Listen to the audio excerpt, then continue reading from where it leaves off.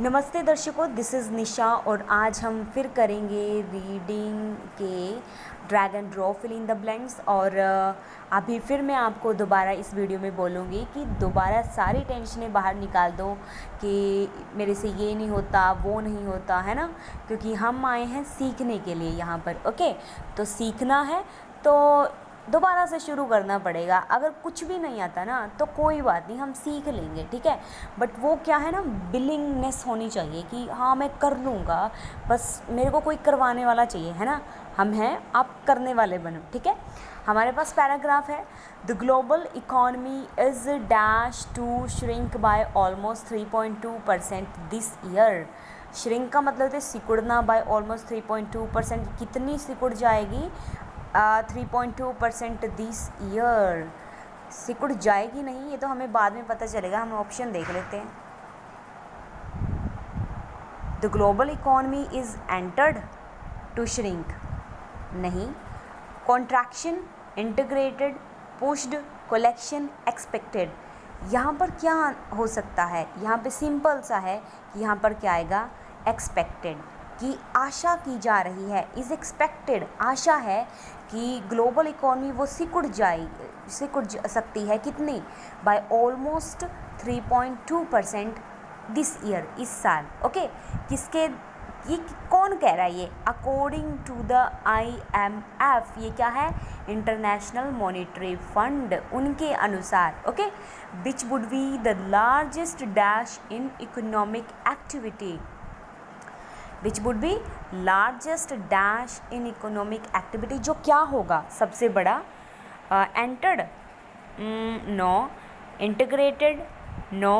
Pushed, collection, contraction, expected हो गया है, ठीक है।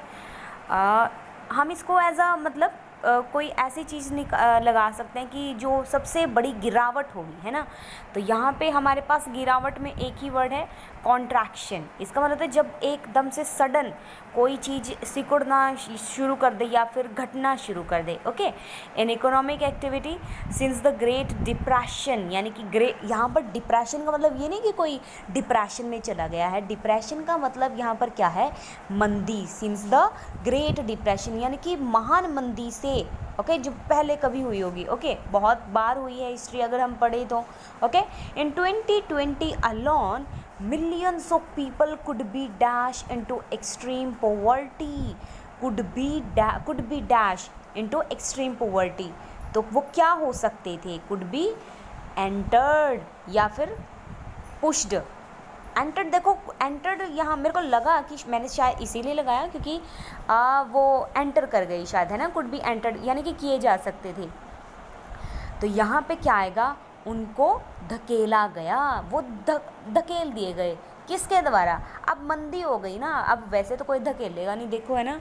तो मंदी हो रही है ऊपर, ठीक है, और कॉन्ट्रैक्शन हो रहा है, इकॉनमी सिकुड़ रही है, तो उनको तो पुश करेगी ना अब इकॉनमी। किसके अंदर? एक्सट्रीम का मतलब होता है बहुत ज़्यादा गरीबी। Okay, reversing the declining global trend of the last 20+ years. Okay, hope you understood this. तो let's move to the next question. ओहो, ऊपर से नेट ही नहीं ऑन किया मैंने, अब कर लेती हूँ। इसमें ना ऐड आ जाती है जो हम ये चलाते हैं इसकी स्क्रीन रिकॉर्डर, तो दैट्स व्हाई आई डिडंट, दोबारा करना पड़ेगा। आ गया है द ग्लोबल इकॉनमी, ये तो हो गया हमारा। Farming is dash the planet. हम सब देखो फार्मर्स की फैमिली से हैं, है ना। मैं भी फार्मर हूँ, आप भी फार्मर हो, हम सब फार्मर हैं, है ना। फार्मिंग यानी कि खेती, इज़ डैश द प्लैनेट। अब यहाँ पे देखो खेती क्या कर रही है प्लैनेट को? Reality, farming is reality. यहाँ पर वर्ब आएगी, यहाँ पर कोई एडजेक्टिव या फिर एडवर्ब ऐसा कुछ नहीं आएगा। यहाँ पर क्या आएगी? वर्ब। ओके, ऑपरेटिंग हमारे पास देखो क्या है? Produce, turn, include, comment, devastating, ये सारे क्या हैं? वर्ब हैं, ठीक है। लेकिन क्या है, हमें वर्ब के साथ चाहिए ING, क्योंकि प्लैनेट क्या कर रही है? फार्मिंग क्या कर रही है? प्लैनेट को कुछ कर रही है। ऑपरेट कर रही है क्या फार्मिंग? नहीं कर रही, ऑपरेट तो नहीं कर रही है ना। तो यहाँ पे हम लगा सकते हैं डिवास्टेटिंग, यानी कि प्लैनेट को मतलब ख़त्म कर रही है, ओके, उसका ज़्यादा दोहन कर रही है, ज़्यादा यूज़ कर रही है फार्मिंग। ये तो है भाई, है ना, इसको हम डिनाई नहीं कर सकते, चाहे हम फार्मर की फैमिली से हो या फिर किसी और फैमिली से, okay. But there could be a much more environmentally friendly way to feed ourselves, but there could be, हो सकते हैं क्या, मच मोर, बहुत ज़्यादा, और क्या, इन्वायरमेंटली फ्रेंडली, ठीक है, friendly way to feed ourselves, ठीक है, यानी कि ऐसा वे जिससे क्या है, जो पर्यावरण है वो ख़राब ना हो, ऐसा वे जिससे हम अपने आप को भी खिला सकें और पर्यावरण भी ख़राब ना हो। Using renewable energy to dash carbon dioxide into food, renewable energy to dash carbon dioxide into food.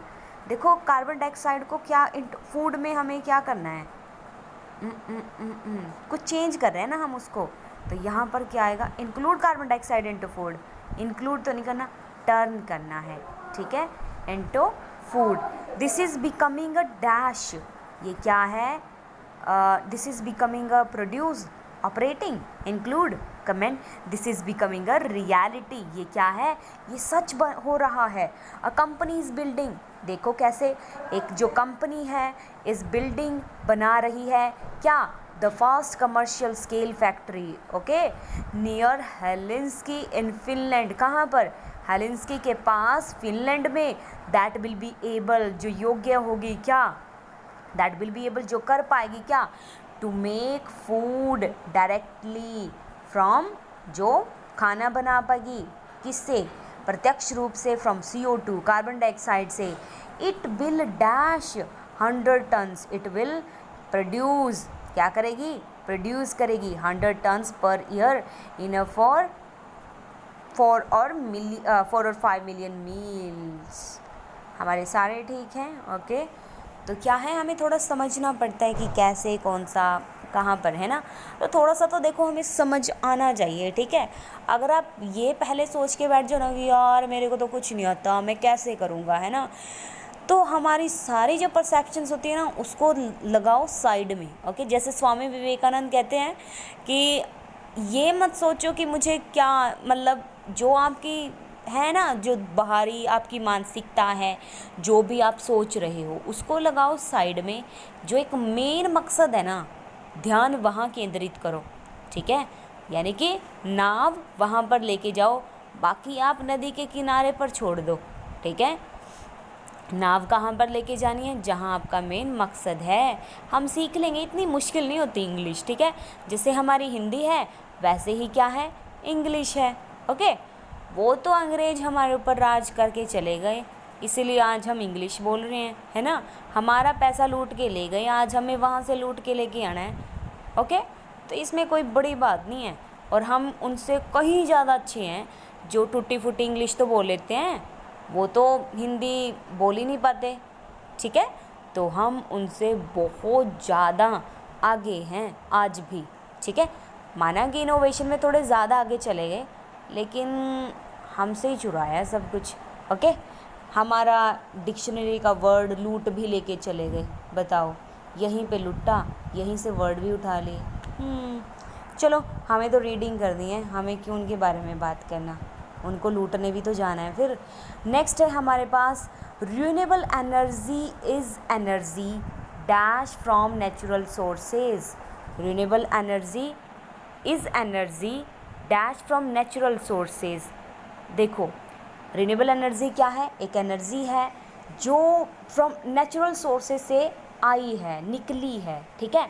तो इसमें कौन सा वर्ड है जिससे हमें पता चलता है कि जिसका मतलब निकलना है, फॉर्म बनाना होता है, प्लांटीफुल, कोऑर्डिनेट, कंसर्न्ड होता है चिंतित, कमिटेड कुछ करना, रिप्लान, नो, यहाँ पे एक ही वर्ड है ड्राइव्ड, ठीक है।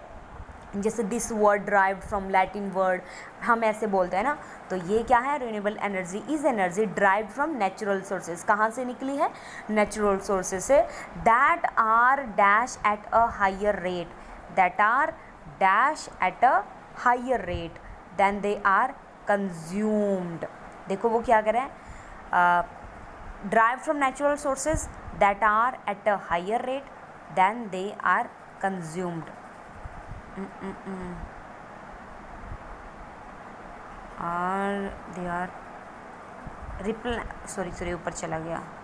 Derived that are plentiful at a higher that they are concerned committed.